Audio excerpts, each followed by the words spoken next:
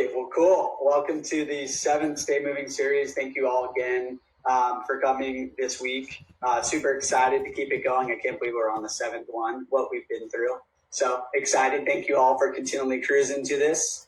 Quick little housekeeping. As you guys already know, our goal and our vision for this is just, have open dialogue, have knowledge, share insight for all of us. Essentially, when we bring on individuals like Cody himself, we just want to ensure that you guys are always a step ahead in the shifting economy. We want to have an open dialogue. We want you guys to think differently. And then the end goal, right, is just to work together to try to find new creative solutions, because a lot of the stuff that we were used to has completely shifted. And so by going into different verticals, our hopes are that it relates to you personally, and then B, from a business level, you can find ways to find new solutions essentially to it. So our agenda today, kind of keeping with the same format. I'm really excited about this one because I'm sure a lot of us have been experiencing this as well. Something that I do on the regular is attending events, whether it's music, you name it. It's something huge that I love to do, or going to a new launch of a product. So we'll go through that. Industry stats. Cody, thank you again for having us. We'll introduce you here in a second. We'll go through business trends, creative trends, digital, and then we'll have a recap of ideas. I think what's been working super well is if you guys have any questions or think of anything throughout it, just plop it in the chat box, and then I know Nick will address it accordingly. Our goal here is to just have an open dialogue. And if you guys have any questions, please ask, and we just want to kind of flush it out together. So the event space, hopping into it, some interesting stats. So the good news with this is that, it is meant to kind of grow, and it was on that order of growing by 11%. It was growing 11% year over year. And we were kind of chatting about this, and it makes sense because, rewind about 5 to 10 years, when Instagram and Facebook got really, really popular, what ended up happening is that all the brands started flooding online because there's such an ease of use play. They could get their brand awareness out there, but what they forgot is the value of an in-person event and really what that brings, more so from a brand loyalty standpoint and a retention standpoint. So, we are expected to see it grow 11% over the next 5 years once we get over this hurdle. The event industry alone, it's 5.9 million jobs that it does provide. So if you can imagine right now, it's totally impacting it. But on the positive side is that 48% of attendees say face-to-face interactions are more valuable today than they were 5 years ago. So going back to social and kind of seeing where that went, it's really exciting to see that, when we do have in-person events and those experiences, the value that it drives, not only from a personal level, but from a brand level. And that's why we're really excited to bring on Cody today. So Cody, you want to give a quick little snippet on you?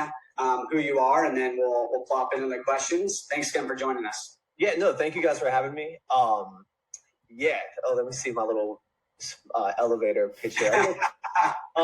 So I'm a photographer, event planner, event producer, social media strategist. I essentially try and help as many companies as possible by doing everything. I try and be like a Swiss Army knife creative, which helps sometimes and sometimes doesn't help by any means. But I've been working for myself for a company called Creative Drink that I started about 5 years ago, and it has slowly developed over the years as I've learned what I can do and what I can't do. But photography, social media, essentially getting people from their homes into other people's businesses or to experience certain other brands and products is my job. So right now, with COVID, it's obviously a little complicated, so it's a different challenge. It's fun, but yeah. Cool. Well, you crushed that, man. Thanks. Sweet. So let's hop into the business trend side of things. So I think this is a huge hot topic, and this was even before I'd say COVID, right? Is like, what is the ROI on events? We all know that when we, attend an event, that experience that we get is, when we're going to Coachellas or we're going to really big concerts and festivals, you name it, just that feeling, the nostalgia that you get taking away is just something that, you can't get online, right? And that's why I think it's been extremely powerful. I guess the first question that I have, and kind of just hitting to it is, when you're working with these big brands like the Kith and you're talking about Absolute and Red Bull and whatnot, like what does the ROI even look like, and how do you even measure that? I think from like a brand level, and then like from your standpoint, like what are some of the things that you see that help kind of validate bringing in one of those brands? Yeah, it's honestly pretty easy. It's getting people in the door, having a guest count, but also having a track record of previous guest counts, because you obviously can't predict who's going to show up to your event. So usually it's quite simple. How many people came? How many people were interested? I use a lot of Facebook events and Eventbrite. So seeing that number really helps. A lot of my events are free and you don't have to RSVP or buy tickets. So kind of sucks for me, but it took a few years to get used to and just sit back and be like, all right, cool. Like people will come to this. But in the beginning, without reservations or anything, you just kind of just pray that people do show up. But yeah, when it comes to ROI, just making sure, hey, we're expecting 1,000 people for this. We've been doing these numbers for the previous, so you got to kind of count on me for that portion. And then with digital impressions, how many impressions will we send over to your account? Obviously, that's not always a proven number that I can pitch brands on, but it's usually pretty easy to be like, hey, we have 5 influencers we're working with. We're going to be doing A, B, and C. You should expect to at least have 10,000 people stumble across your channel at some point in time here over the next like 2 weeks. So obviously depends on what brands are looking for as well. Some only want online impressions, some want on property, like on premise stuff. So like I said kind of earlier, it depends on what that company needs and how I can solve that problem that they have. That's awesome. So I guess just, looking into the next one, and we can dive a little bit deeper into that later, I think when we hit the creative and digital trends. But as we know, right, the growth of virtual events and live streaming, we were talking about that, earlier, just with virtual events and kind of what that process is behind to even put that on. And then also looking at live streaming. And before this, right, we started to see it happen more and more with some of the bigger B2B brands. And then we're starting to see it very adopted widely, more so in the music standpoint. So I guess, looking forward, what are your thoughts? Like, are you going to, with your events, are you going to have, more like live streaming, those type of capabilities? Like, where does your mind go with it now that you almost have to have like a 2-pronged approach to it? Well, the first thing that kind of came to mind when all this started was like, all right, well, what the hell can I do? I've never experienced this in my life. I don't think any of us really have. So I wanted to sit back and kind of see what the new norm kind of became. And it seemed like a lot of Instagram Live at first, but then you realize that Instagram Live only leaves you with an hour. And there's a lot of accounts that I saw were getting kicked off of their Instagram Live before that hour even hit. And it just seems to be becoming difficult with getting people on there. So I was like, all right, cool. Like Instagram Live thing could work, but it seems more or less 30 minutes and under. So I started thinking about that. And then you see a lot of Zoom stuff like what we're doing today and with like YouTube Live. So my major takeaway was like, all right, are people even like taking anything away from this? Like, are they enjoying this? And you see a lot of like bigger personalities like DJ, like A-Track, you know what I mean? Like those bigger names, a lot of people don't care. They just join and maybe leave it in the background. But I saw a lot of issues with like smaller businesses and just only having like 4 or 5 people in their live, and they're putting hours and constantly refreshing that IG Live just to keep it going and asking for Venmo donations. So at first, I kind of just wanted to see where it came. And now looking at it, I think I'm day 60 or so. It feels like forever. I think St. Patrick's Day was whenever it really hit in Pittsburgh or Pennsylvania. So my main takeaway was like, all right, how can we do this live but still get people something to experience to take home and put a smile on their face? And now I'm looking at what? So I just said, like, I'm at day 60 here, and my mind is kind of a sense of like, all right, cool. How can you do it online? But how can you also get something to people, maybe to their door, or have them come pick it up? And now that there's a lot of food delivery and everything I do is very beverage driven, my brain now is like, all right, cool. How can I get people some sort of cocktail to their home so that when they go home and watch this virtual event, how can they still enjoy it? Or at least can it stand out from the previous that they've seen over the past like couple months? Yeah, that's definitely a good question. I hope I just beat around the bush there, but I think no. I mean, it's hard, right? Because there's a lot of moving pieces right now, right? I mean, you have the IG Live, you have YouTube Live, you have Zoom like this. And the technologies, I think they kind of ramped up so fast that there's no efficiencies between all of them. And so that's the hardest part. It's like, okay, we now see that Zoom's working well, but also at the end of the day, all of us are extremely early adopters of technology, right? And so until we all figure out what that process is, it's going to be hard for other people. So no, that totally answers it. And I think everybody's trying to figure it out, which kind of really moves us into another one, which is where things are going, right, is interactive technology during events. And we saw the NBA do this probably a year ago, starting to chat with this, right? And they're like, oh, instead of going to a game, hop on some VR goggles, right? And you're front and center. So I think that's something that's interesting that we're seeing a lot more of. And then we're even seeing the interactive tech. So what I was curious is, how are we, when looking at this, do you think technology features like this are going to be something that's going to be constantly in the future and will always be there? Or do you think it's more short term? What are your thoughts on that at events?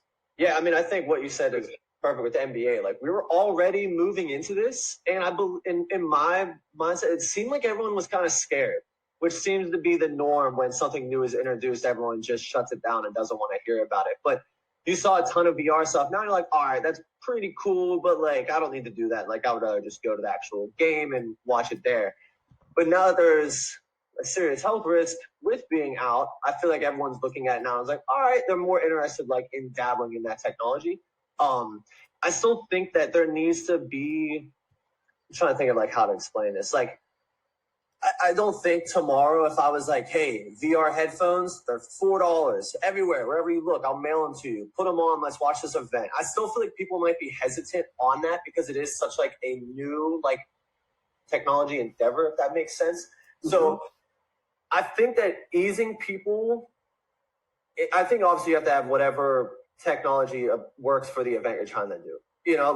Doing a Zoom concert may not work as well as if you did it on YouTube. So understanding what technology works best for the idea that you're trying to execute, and then B, not trying to be too like I said earlier, put that VR headphone on and try and make it seem as familiar as possible, but also it's not by any means. So trying to subconsciously get people to feel as if all right, cool, this is another Friday night.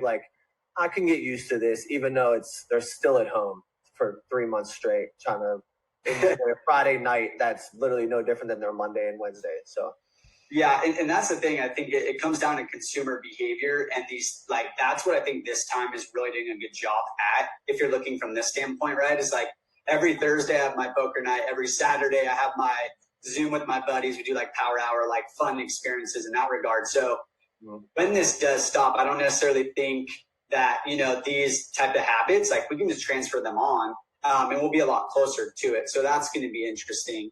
But the one thing, which kind of leads me to my last point, right, is the number one driver of going to events is meeting people, right? I mean, that's literally in the DNA of what we love to do, and that drives a lot of our mental health in regards to that. So you're really good at this. I've looked at all your events and everything you've done. I mean, you've done a phenomenal job with making experiences super cool. Millennials hyped on them. Yeah, I guess and even on your website, you talk about this idea of modern networking and stuff like that. I'm just kind of curious, what's your take on networking and what is it? And then obviously, how do you modernize it now? Right? Yeah, for sure.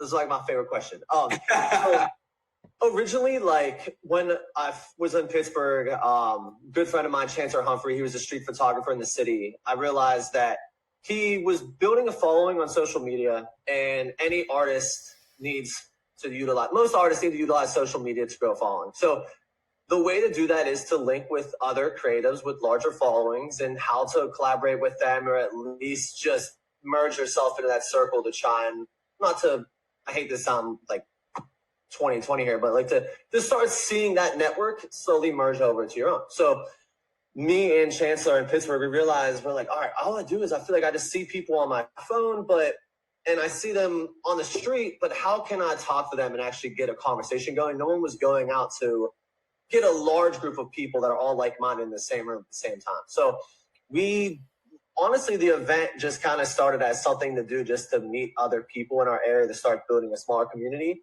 And I guess it goes how my whole life has gone the past couple of years. But everything slowly starts to click as you do them. So we started doing these networking events, and the first one, drinks were only $1, and you only got 2 drinks. So you spent $2, you got 2 drinks for $1. After that, you could buy drinks normally. That kind of clicked. I was like, oh wait, like cheap drinks. Obviously, being creative is hard. Like, but the starving artist thing is real, especially in the beginning. So maybe this can help. So we're like, screw it, let's just ask everyone to donate a keg of beer, a couple bottles of liquor. I was already waiting on tables at a restaurant in Market Square, so I already had industry friends. I'd ask a friend named Cassandra. I'm like, hey, you want to bartend? We'll throw you $50 so you can keep all your tips. So we slowly began to develop this idea of like, all right, we're getting people in the door.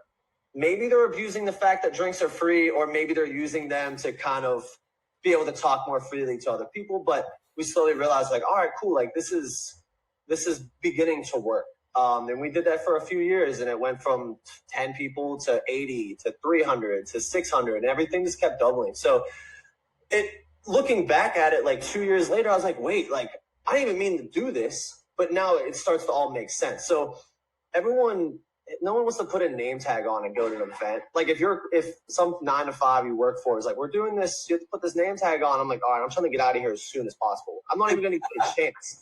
But nowadays with Instagram, you see someone walk down the street and you're like, wait, I know that person, like I follow them. So we learned that we're like, all right, if we can just get everyone in the same room, photographers and models can start to collaborate, and business owners and photographers can start to work together, and so on and so forth. And it kind of just, it didn't fall like on my lap, but I kind of looked back at it and I was like, oh, this is what we've done. Like this actually works. And then after like 3 or 4 events, we're like, all right, cool, let's get bigger brands involved. Let's start taking all these people and introducing them to other local companies in Pittsburgh that like actually make a difference. Not just like some Navy recruiter in the corner, but let's get a coffee shop that no one might have even known was 4 blocks away from one of the more popular bars that we all go to in the city. So it was then, all right, let's get these people in front of these brands and put people in front of people as well. And then from smaller local businesses, slowly grew into larger corporate brands, mostly liquor, because their goal was to get in front of people like us. And it all just kind of like fell on my lap. But we always knew, like, all right, how can we do this networking event? How can we get people to network that's not boring? And we don't need name tags, and it doesn't need to be panels and all these like straight to business. People will talk business, they want to talk to business, or they'll drink drinks and meet people organically or because they follow them on Instagram and so on and so forth. So kind of just happened, I guess. Yeah, that's awesome. I mean, you focused on the people at the core, right? And what they wanted to do, the driving interest and stuff like that. And then, to kind of wrap it up, I think what you've done a great job in looking into your work, right, is that like you're very good at finding brand aligned companies that would fit within your marketplace, which I think that's a huge distinction, right? It seems like the brands that you work with would really mesh with your target demo as well. Which I think is a key factor. Then you get more brand loyalty, like loyalists and stuff like that too. So cool, man. Well, hopping into the creative side of things, I'll kick it off. You want to go for it, my man? Yep.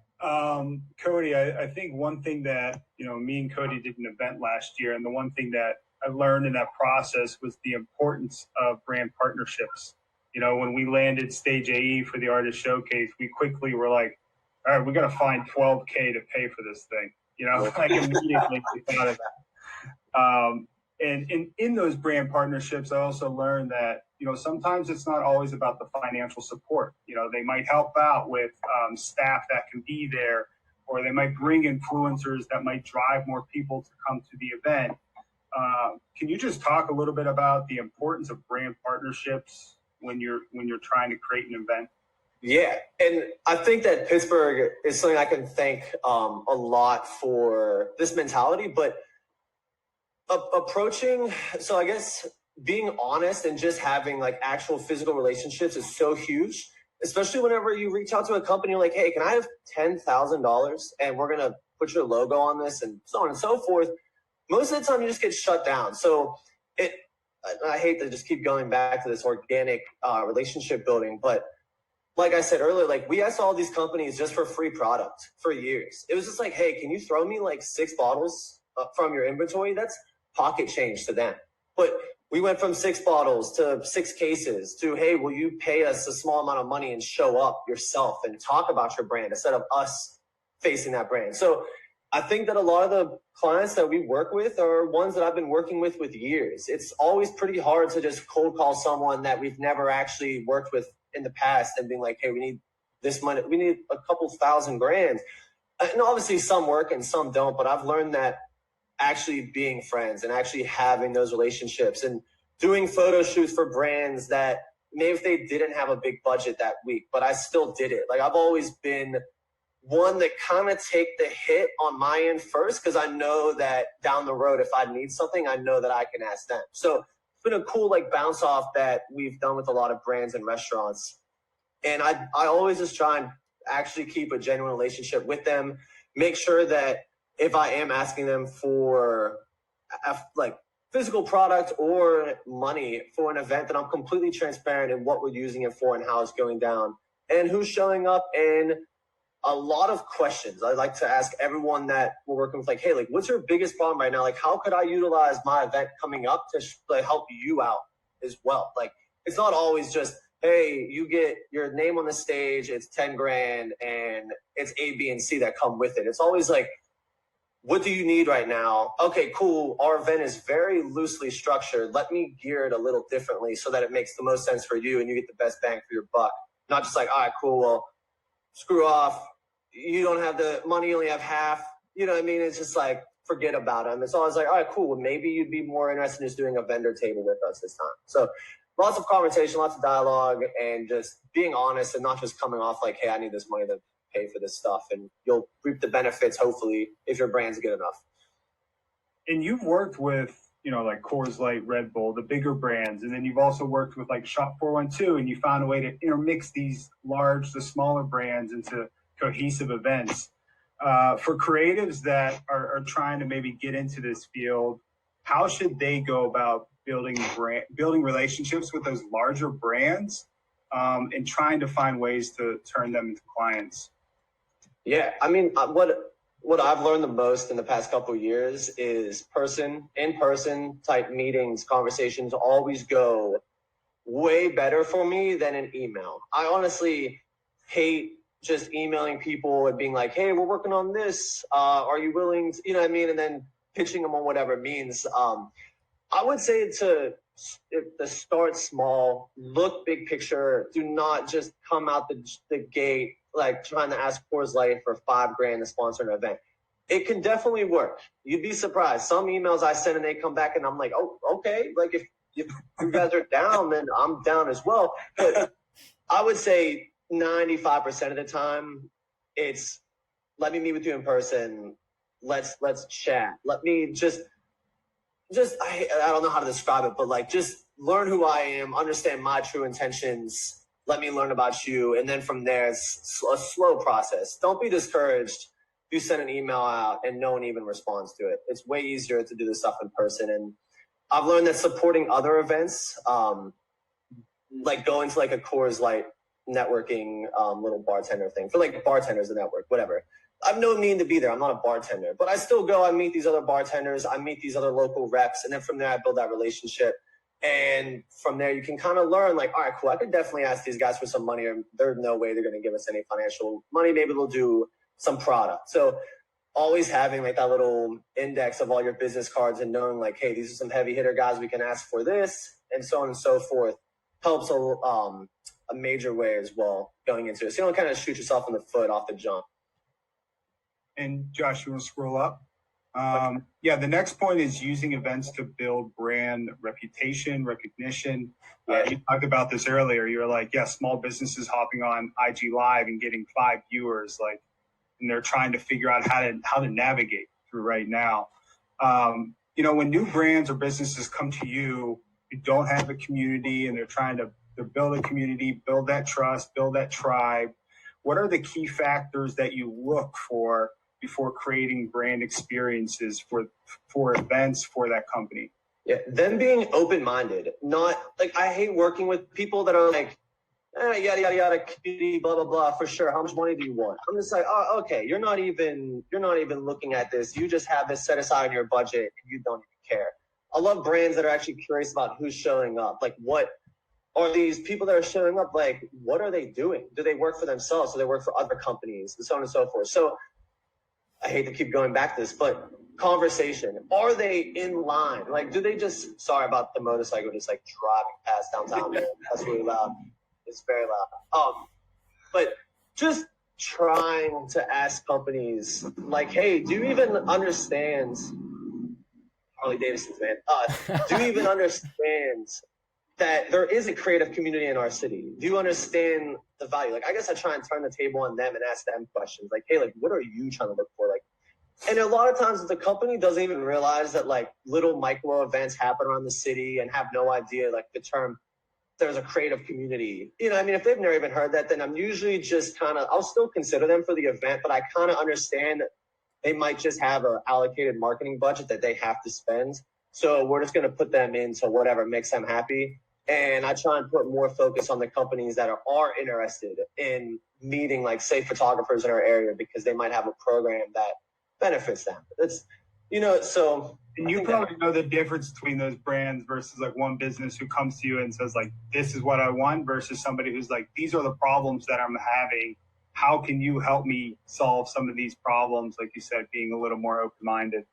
Yeah, the people with problems make my life a million times easier, and those relationships go, I mean, 9 out of 10 of the time, they always just end up working out and everyone's happy. It's the companies that don't ask questions, that don't care, that are more curious about the numbers that you need. Those are the ones that are just like, okay, like, I guess I kind of just lost my train of thought there. I'm sorry. But knowing, I would be more willing to work with a company that has a smaller budget but was more interested in meeting with a certain audience that I know that we have.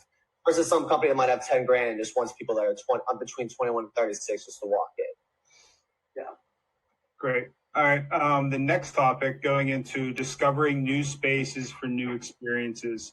I know with you, like even chatting last time I was home, right when I got off the plane, you told me to come to PNC Park and you were looking at PNC Park to throw an event. And pretty much you've thrown an event at every single location in Pittsburgh outside of like Heinz Field and PNC. When you're looking at a space, I know there's a relationship between the space and the type of event that you're curating. Do you think of the space, then the idea, or do you think of the idea for the event first and then the space? Usually idea, then space, unless it is a space approaching me that wants people to come to their space, if that makes sense. For example, This Is Red photo. That was a venue that was beautiful from the jump, and we already had the event, so we just put 2 and 2 together.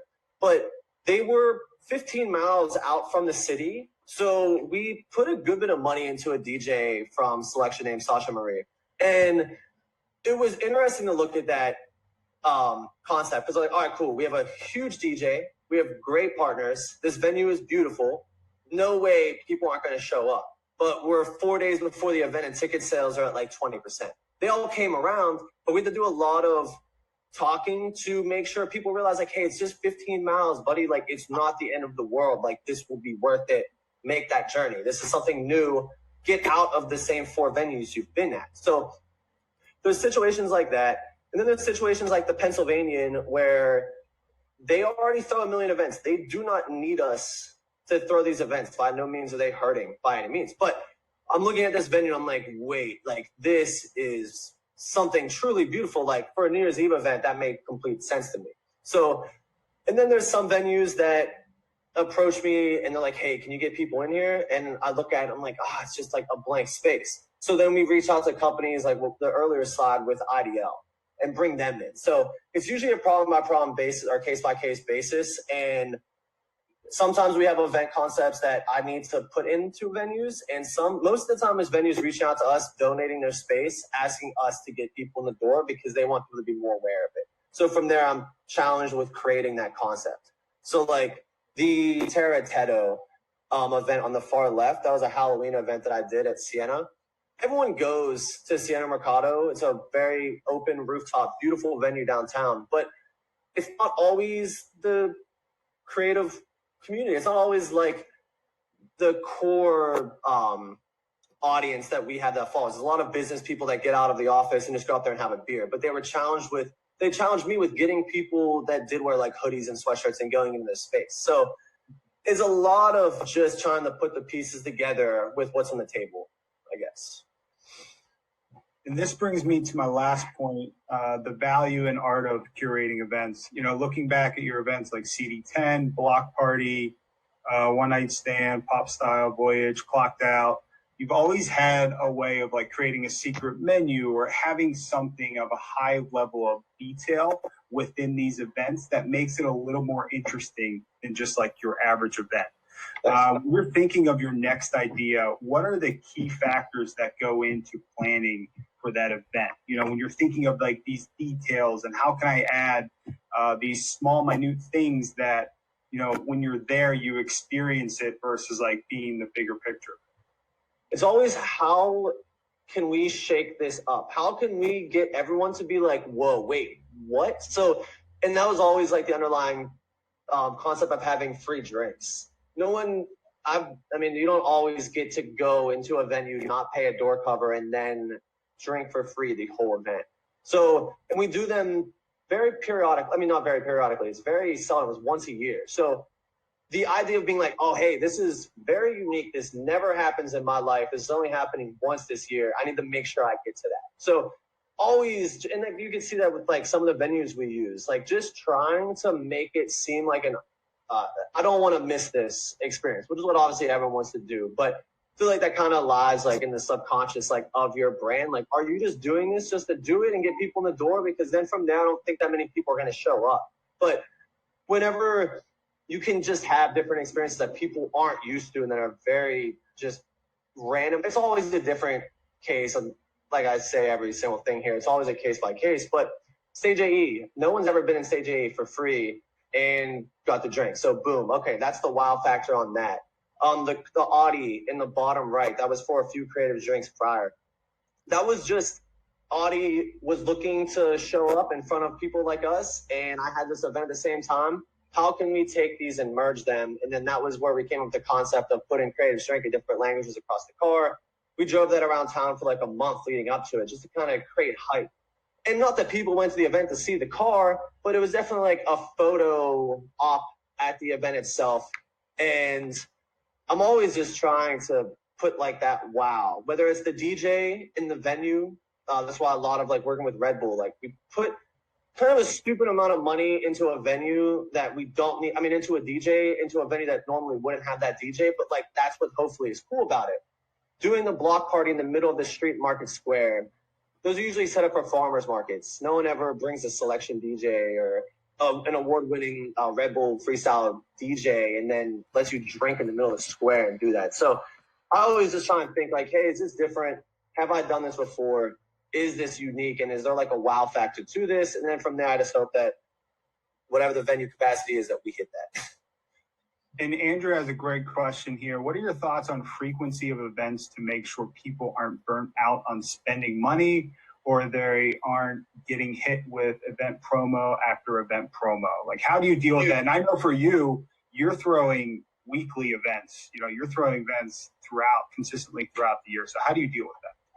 Just changing it up. I hate whenever there'll be the same event every single Friday. It's just the same it might be a different DJ, but at the same time, it doesn't make a difference. It's the same bartenders, the same beverage program, the same venue. I get tired of it. It gets to the point where I'm just like looking at it. I'm like, all right, cool. I haven't been to this in a while. Like, let's go to here. I hate that feeling. You should never have to do that. So yeah, I was doing weekly events for literally 3 to 4 events per month for almost 2 to 3 years straight. And it's kind of funny, like for 2020 after New Year's Eve, I had no events scheduled for the earlier part of the year. And then this happened. And I was like, oh my God, like I hate that this is happening. Obviously people are being sick, but at the same time, like this kind of is okay. Like I'm not mad at this. I didn't plan on doing events right now. Anyways, but the goal is always like, all right, every event each week needs to be different. It needs to be at a different venue. It can't just be crazy, funny, insane cocktails every single week. I'm going to leave that for once a month.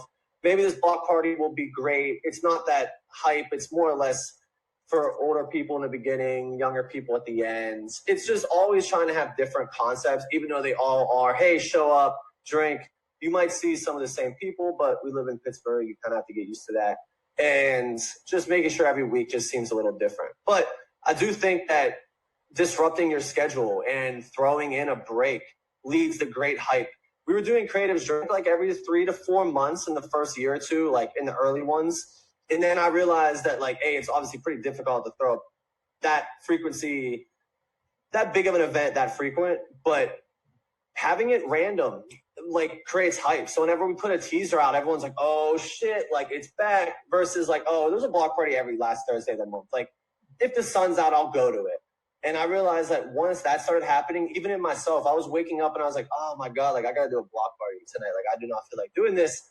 That's what I was like, all right, I need to switch up mine. So I think I look at them as like campaigns and like, hey, this event will work great for maybe 2 years on a monthly basis, but afterwards we might have to switch it up.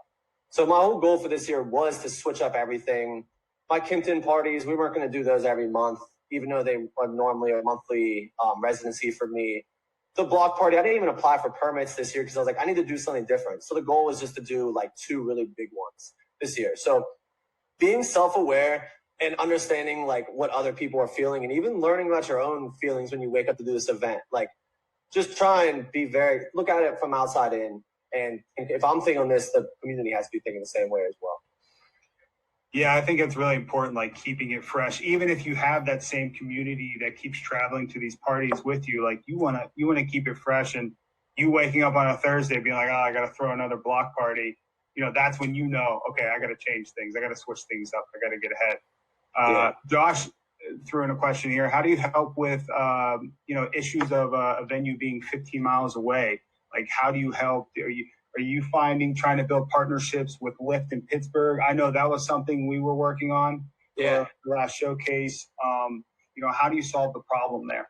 Well, before COVID, I feel like people have their ways. There's, especially also everything I'm talking about is referring to Pittsburgh, which is a pretty small, tightly wound city. These things could be completely different in LA or in New York City. But when it comes to Pittsburgh, people have their ways. And as much as I try and advocate being all over the city, trying new bars and restaurants, I know that risking your Friday night, a lot of people have 9 to 5s. They only get 1 or 2 nights that they can go out. Everyone got their motorcycles out today. Jeez. So I understand that people have their habits. They only have a couple nights a week that they can go out and relax and cut loose. So they might not risk it on a venue that's 20 miles away because now it's 1 a.m. and they're kind of underwhelmed with their Friday night. And now they're pissed at me. So looking at the situation and seeing the challenge and willing to accept that challenge is one thing. But looking at it and being like, would I even drive this far to go to this party? Like, I guess looking at it from outside in, like understanding like every party that you do isn't just going to be, I'm not Drake. Everything I do is not just going to be sold out. Like you have to kind of, a lot of text to your friends being like, hey, when you drive here, despite me throwing this event, would you go to this? And just seeing the reaction and just kind of feeling it out. But for example, with the party that we did with City Paper, that was like 15 miles away where we had Sasha Marie. That was a challenge. I was like, all right, I'm gonna try and do this. So we started working with more brands, maybe just more brands, getting more people to spread the word, because whenever you see like, hey, there was like 15, 20 people in this community that I'm in, even though no one ever says that to themselves literally, but that's just kind of the way to think of it. Posted this event, they're all going. Maybe everyone in the city is going to this. Maybe I should give it a shot. So you have to look to be like, hey, this event's like downtown is the one I've been doing. I don't need to have, say, 10 people co-sign me and try and share it. But if it's far out, you have to kind of think differently. Be like, all right, cool. In order to get people to want to risk their Friday night for this event, I need to get people to trust me. And trust comes in numbers a lot when it comes to events. So getting other people to kind of sign on and being like, hey, guys, like I'm co-signing this, but don't do it in a corny way that looks like I'm paying them to do it. They actually make it look organic and natural. Love it. All right, well, I'm going to pass it off to Ben here to hop into some the digital trends. Thanks, mate. Cody, thanks for joining us, mate. So the digital stuff is really kind of focused on more like online digital marketing, web interactive type stuff. And one of the first things I wanted to ask you was really in regards to setting up an event. There always has to be some kind of sign-up platform, right? You've got your Eventbrite, you've got your StubHubs and things like that. From your perspective, I guess, what's your experience been with these platforms? Is there any, and I know it's a pretty boring and unsexy topic, but this is something we kind of battle with, is like, how can we get people to understand what the event is and sign up for it in the most efficient and effective way possible to reduce the number of people that drop off? Firstly, what kind of bookings, ticket platforms have you used in the past, and what have you found to be most effective? Yeah, well, it's funny. I might not be the best at this topic because a lot of our events require no sign-up RSVP to begin with. But I use Facebook event pages. I've been using them from the jump. It's the first thing I do when creating an event. We put it on Facebook, and then from there, the goal is to always, like with the pictures with the splash photography, it's kind of like a photography style that I utilize a lot that people seem to enjoy. So I try and take that and use those pictures to then send people to that event link. And I try and keep these event links very short and sweet. Everyone already knows, or at least I hope that the pictures do the justice. So Facebook events are huge. I think that the algorithm with Facebook, once like 5 or 6 people say they're interested in going, I'll wake up the next day and we'll have 1,000 people that might be going. So Facebook just kind of takes off on its own. Eventbrite is always kind of tricky because to me, whenever I hear Eventbrite, I associate that with me swiping my debit card. So I try not to always send people to like a StubHub or to an Eventbrite until the very end, because just usually when you're like, all right, cool, buddy, throw me $20 to get in this party, it's always like, all right, I'll do it the day of, whenever I make sure all my friends go. So my goal is always to keep it the talk kind of always in the back of your mind, like by throwing up photos on Instagram stories and using other social media in general, but always having like that link in bio type so people can go and learn more. And then whenever it gets really close to the event, a couple days out, we kind of change the dialogue. Hey, grab your tickets now. It's more data or more info driven than just trying to put pictures in front of people just to kind of get them interested in that sense. That helps. And I think what's interesting too, when you compare the two, like it's obviously Eventbrite and Facebook are kind of the two front runners, I think, from what we've experienced. Eventbrite is pretty straightforward. You've got a cover photo, you've got a little bit of info, but Facebook sort of allows you to create posts underneath that event, right? So you can post videos, you can post teasers, photos, carousels, all those kind of things, which sort of helps bring it back to the purpose of branding in general, is really create that immersive experience and that consistent look and feel across, the website, the social profiles, even the event pages and things like that. For sure, yeah. Facebook event page is almost like its own little social media app in itself to me. Like I look at Instagram, Twitter, and Facebook as like my 3, and LinkedIn a lot recently as well. But I'm like late to the game on that. I never looked at it as a like networking tool. I've always just looked at it in the sense of like people applying for jobs. But I didn't realize that there is no algorithm on LinkedIn, or at least as I'm speaking today, I don't think there is.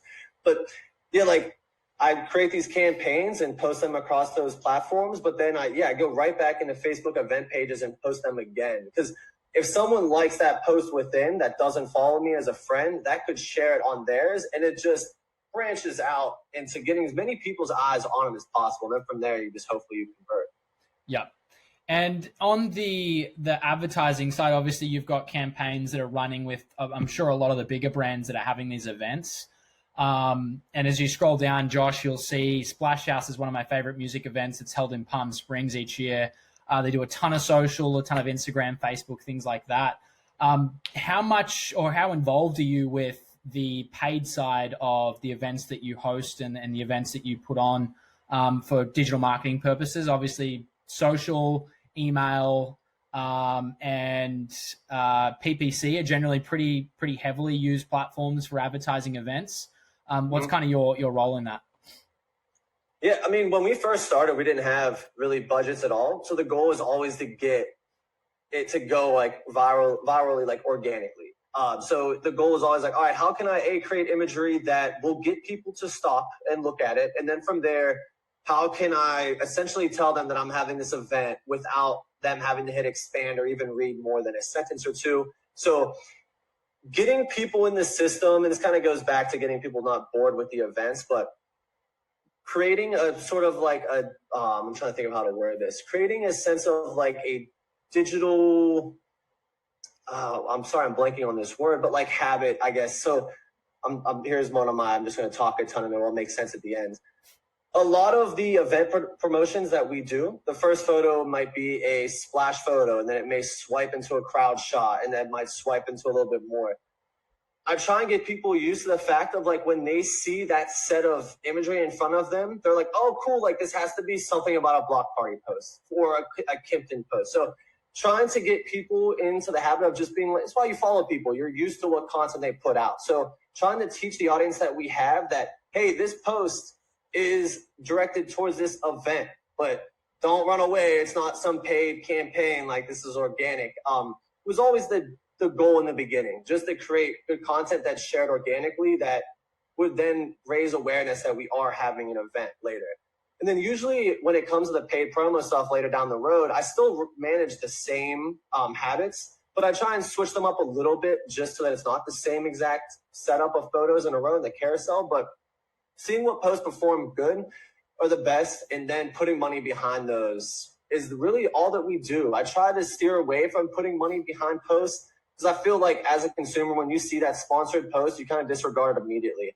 And it kind of makes it feel more corporate and more like businessy versus like, hey, this could be fun, which seems to respond a lot better, at least the audience that I have. So I try and veer away from putting a ton of money into it.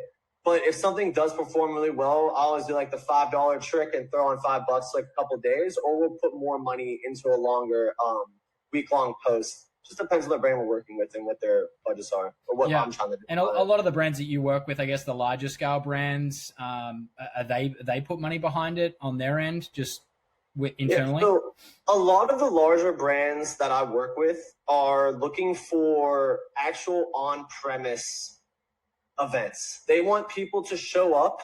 From there, if I pitch them like, hey, also like in this budget that we're getting from you guys, $200 of it is going to social media campaigns, then I'll do that. But most of the major brands that I'm working with at this point in my career, they just want people to be drinking or in like that product. You know what I mean? Like they want to be they want me to immerse this community with their brand. So they're more interested in giving me like cases of booze and like helping cover the cost of an event rental versus putting money into social, because they could work with like T-Pain on getting people to like, you know what I mean? Like they could put their money way better. But there's a lot of all these bigger brands I work with, I'm working with like their Northeastern like director. You know what I mean? If that makes any sense. Like they just need numbers. So the goal is to sell cases, get people to drink it, and then hopefully have people continue to drink that in the end and afterwards, and so on and so forth. Yeah.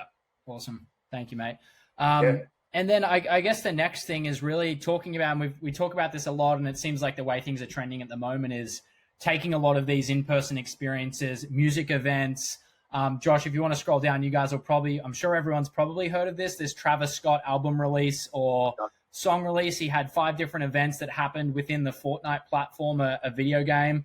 I'm curious from your end, this is massive scale. This drew nearly 30 million people, 27.7 million people are brought to the platform to actually experience this kind of thing. I think on a smaller scale for events or just like venues and places that host a lot of events like out where you are and events like that, that you put on, what's kind of that next step for event venues and hosts to really take this digitally? Is that even possible? And what does that look like? Yeah, I mean, I think that it is, and I think that it depends on who you're trying to get. I feel like I love Travis Scott. I'm a huge fan, so I'm definitely going to tune in to see that show. But also, whenever they said that he could be releasing a new song, that was what really intrigued me. I was like, all right, cool. I've never heard a new song through a video game. Like, this is different. I just tuned in just to experience it, just to say that I did. So I think that mentality could be thought of for a lot of events. Like, am I just going on Instagram Live to just do this? Like, is there any need for me to join this? Because I know I have 24 hours to tune in later and watch it. I'm kind of doing something not important probably by any means at all, but I know that goes through people's heads. So right now I feel like if you're going to do that online experience, like how can you make it different from the past? And we only have, 2 or 3 months to look back on and learn. It's such like a weird new thing, even though Instagram Live has been around forever now, it feels like. But I think that Travis Scott then hit it over the head by dropping that new song with it. And then from there, they made the music video that kind of tie it all in. I think that you have to kind of go outside the box instead of just going up on live and just throwing the event. Yeah. Yeah. And something we talk about a lot, especially in the marketing advertising space, is like, it takes X amount of impressions for a consumer to consider purchasing from a brand. And that's like thinking from you've got to reach them on the website, you've got to reach them on social, on Instagram, on Facebook, and all these different touch points. But I think what's important is that events are so different because you're kind of reaching people on a much more personal level. There's the smell of the food, there's the sound of the music, there's the interaction among people, like face to face. From your experience, how do you kind of put a value on that kind of experience? And like, is it even quantifiable? How do you tell brands, this experience may be one interaction you have with a potential consumer, but it's so much more than seeing an Instagram ad on Facebook or something like that, or Instagram? Yeah. I mean, I think about this question every single time I email anyone for money at all. Is like, am I asking enough? Am I asking too much? And honestly, the only way that I feel like I could answer this confidently is just in experience. And like I said earlier, like, we went from asking for a couple bottles to then being like, all right, let's see if we can get $250 from them. And then from there, it slowly grows. And I'm like, all right, cool. We've been doing all these events and getting X amount of money from these brands. And now we're about to reach out to this brand, and it's pretty similar in scale. I'm going to ask a little bit more just because you never know, it doesn't hurt. And if they lowball me down, I'm still going to be happy. So I think that understanding what city you live in, I'm not going to charge a company $20,000 to sponsor an event that only 100 people are going to show up versus something that maybe 2,000 people will show up on. And understanding, like, obviously understanding, hey, 100 people are showing up. Let's work with, say, Aperol Spritz here. And we've worked with them before. I guess to answer your question, it's like, cool, I know who we worked with before in the past and asked for. And over the past years, it's slowly grown. I know that there is a cap based on the capacity of the event. So if we're doing 100 people and I'm getting, say, like $250 from that event, whatever it is, just making these numbers up, then I have a decent guideline on my head to kind of follow. But I always try and just tack on a little bit more every time just to see, because I mean, there's nothing better than realizing that you've been charging someone, say, whatever, X, whenever in reality you could have been getting Y, but then you start getting that next value because you just slowly kind of ease into it. But I'm not the best when it comes to, like, I'm not the best businessman. Like, I more or less just kind of take what I've learned in the past and just kind of apply that to each conversation as we go. So yeah, I guess if that answers your question. Yeah, absolutely. I mean, it's honestly, it's such a hard thing to answer because, I mean, how do you put a quantity or quantify that kind of experience with different senses being activated as opposed to just your visual or just listening to music rather than actually being somewhere in person? Also, I guess the only way that I could like have like a more proven like approach is, say, after we buy the DJ, this is our marketing campaign. These are our photographers. This is just everything that we need for the event. Say it costs 10 grand. You could approach that brand and being like, hey, I need 10 grand. They're gonna be like, that's a lot. But if you slowly break down where all that money is going towards, being like, hey, yeah, you're going to reach X amount. I try and always bank in like, hey, yes, you're paying for these people to drink your product and to be in this space, so on and so forth. But here's my idea. Do you like this idea? Do you trust my vision? I need this much money to execute this. I can assure you, if we do this, the city will shake and they will learn and they will see. And this will be a decent investment for you, and this will be a great investment for you. But most of the time, it just depends on like, hey, this is how much I need to do this. So this is where this number is coming from. But also you can kind of approach people, I try to, and being like, hey, like, I'm really trying to shoot my shot here. Are you with me or not? And some say yes and some don't. And it kind of always goes back to like, hey, we've been working with these guys in the past. Let's keep it going. Awesome.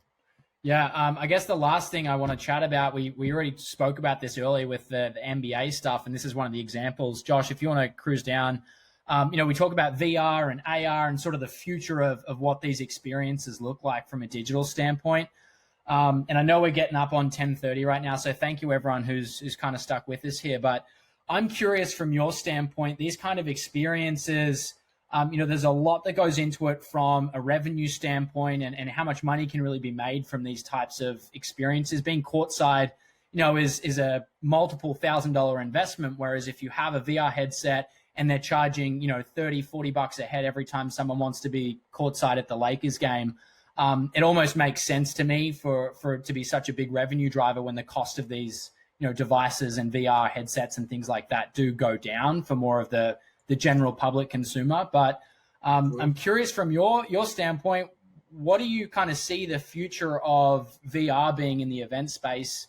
And is this something you guys will probably consider working with brands on in the future?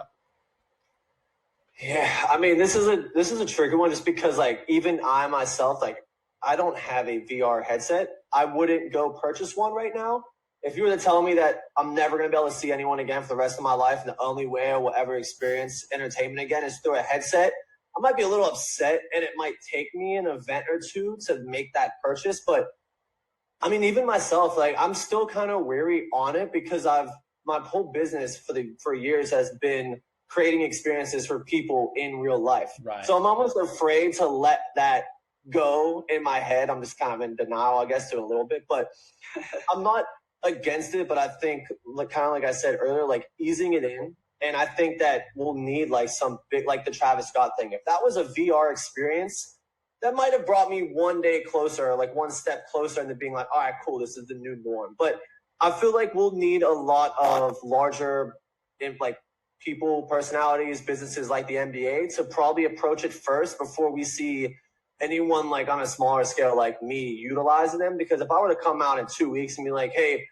VR headsets, creatives drink, whatever, I don't think that it would respond well at all. I don't think anyone's going to go out of the way to get that headset just to watch it. But LeBron James goes on his Instagram and is like, hey guys, here's my promo code for this VR headset. We're about to play. I could see that going really well and making it a little bit easier for me in the future when it comes down to that. But I'm hoping I don't personally have to get to that, but thinking just, I guess, worst case, if I were to do that, I would just relate back to like, all right, cool.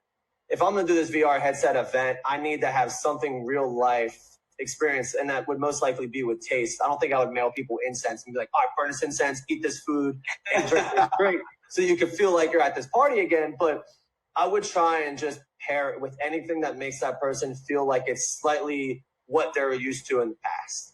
And that's how I plan on really approaching everything until life does hopefully go back to normal. Yeah, and I think on that note, it's like kind of the way everything's trending with this technology. I mean, the whole purpose behind it is to create the illusion that you're in reality, right? That things are as real as possible. So you have the headset to really, anywhere that you look, you can see everything around you.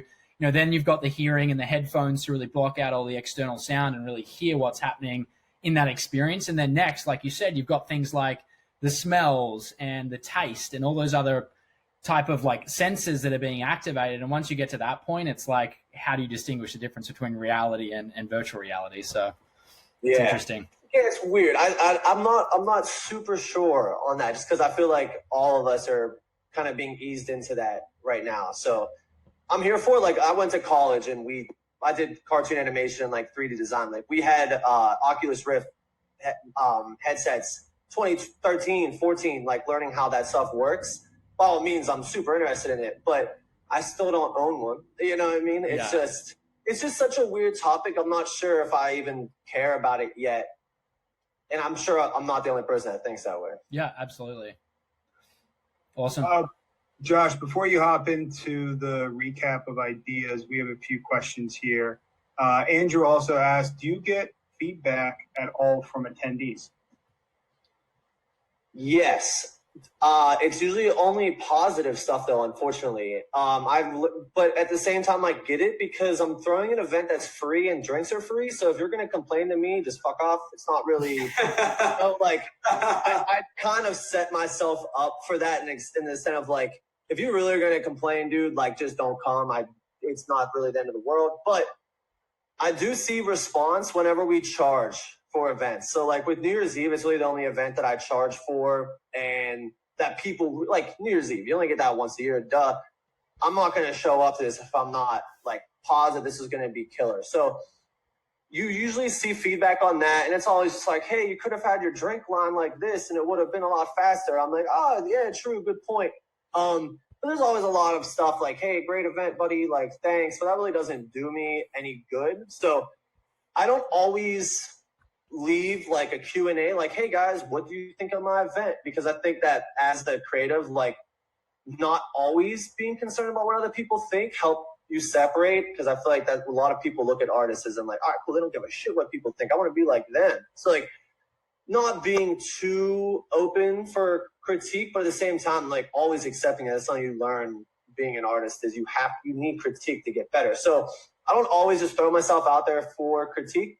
If it comes, I never ignore it. I'm always very interested. I wish I had more negative reviews, but I don't think I get as much negative input because I feel like people feel bad about saying, because we spent money for you to come do this. You didn't spend $1. So what are you really complaining about? But I do wish more people complain. I guess I could open myself up for more negative feedback, but I think it's always weird when people are like, hey, what was the worst thing about my event? It's like, wait, why are you even, I don't know. To me, that looks kind of funny. But it also does look a lot different from a brand versus an actual person. So that answers your question. And then Kimberly asks, since in-person events aren't possible right now, how are brands pivoting from on-premise to digital event marketing?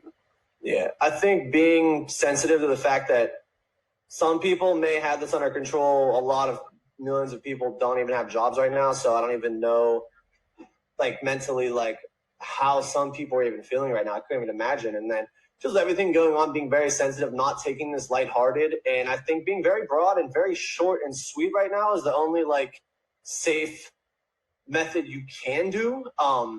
Something that kind of hit me or something I just kind of took home a few months ago. Kimpton sent me a like COVID approach, and they pretty much said like, don't touch people's feelings, don't like bring up like old experiences that make people upset and so on and so forth, like share happy positive things. I'm like, all right, well, that's not going to help, but it does kind of make it kind of hit me. I was like, all right, everyone kind of has a pause on life right now. How can we feed them content that is enjoyable, doesn't get people too deep into thoughts and realizing that life's not the same? But how can we put content in front of people's eyes that's enjoyable for the 30 seconds that it's there? And we have a good impact with that. I guess my main thing right now is like, how can I feed people content and information that is positive, impactful, hopefully beneficial for them? But I'm not getting into politics. I never was. I just try and keep it short and sweet because I'm not really sure what everyone is feeling. I don't know what I'm feeling and what my friends are, but I'm sure people are dealing with way worse. So I don't want to like kind of brush that up and piss people off. I would add as well, I think from, your traditional event space and having, visitors come in and drinking and music and things like that.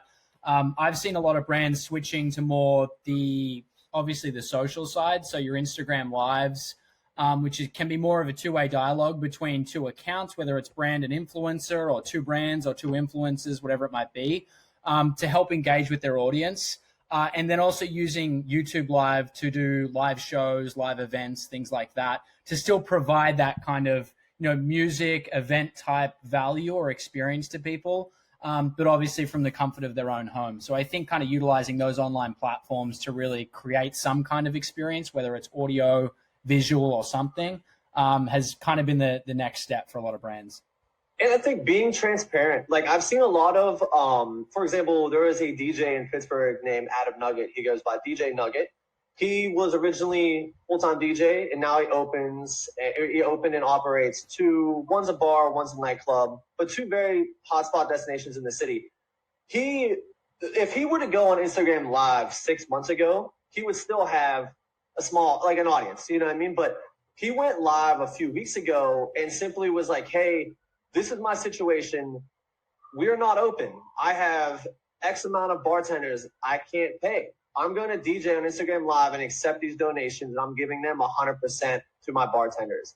Then that was like, oh shit, like I need to be a part of this. Like where everyone's tipping. And he went on literally for like 6 hours. And that really hit. I was like, oh my God, like that worked so well because he was so transparent in his life.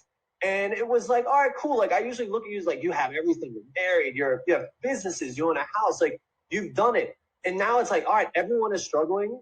Like, you know what I mean? No one has like this, hey, I'm not affected by this type mentality. And it makes it just so much more relatable. And it made me squeeze out way more money. I've donated to so many, like a little Venmo, IG Live things because people were like, hey, I literally don't have a job right now. I'm going to DJ. If you want to send me $5, do it. And I'm like, okay, like great. Instead of just like, hey, I'm going on IG Live at 8:00 to give you something to do. I think that being a super transparent lately is really killing it for some people that choose to do that. Awesome. Thank you so much, man. Yeah, so much value. I really appreciate that. At the end, we just like to kind of recap it. Essentially, looking at this and ideas to kind of permeate into the weekend, I think is our main thing here. But, how can we all, when we're looking at the brands and ourselves as well, start looking at virtual events and technology and the impact of it. And maybe what are the new norms that we can adopt that into our own businesses. Still being sensitive to the fact that humans do lie at the core of everything that we do, and knowing that networking is still a driver. So what does that look like, come Q3, Q4 down this road? How can we find brands truly that are more aligned and authentic? And I think that's, Cody, if there's one thing that I took away from it, is like, get to know them for who they are and then create a custom plan, and then they'll be a lot more successful. Everybody will be happier. So I think challenging ourselves when we're working with brands, hey, it's not just about, this item on the P&L standpoint, right? What can we do and figure out as a way to encourage more of that? Using events to build brand reputation. What are smaller ways to do it? Because I think a lot of times we look at these big companies and we're like, wow, of course, they have a $20,000 budget. No shit, that whole experience can be super rad. But like, what are the small micro wins that we can do? Sure. How can we get creative with new spaces and what that means to it? So how can we customize it? And then the last thing is just like you were saying is, at the end of the day, just because there's new technologies, immersive and virtual experiences, doesn't mean that's going to be adopted right away, but it is still something to be sensitive to. So thank you again. I know it's like 10:46, like we're a little bit over, and we very much appreciate it. It doesn't seem like anybody has any questions. If you do, if you want to just hook it right in there. I think as the last thing that we're trying to do now is, Aaron, we built this brand that's meant to be all about all of us and very inclusive of everybody in our situations. And one of the big things that gets me motivated, keeps me going internally and externally, is the idea of stay moving. And so what we want to ask you is kind of, what does stay moving mean to you? And then we can cap the show.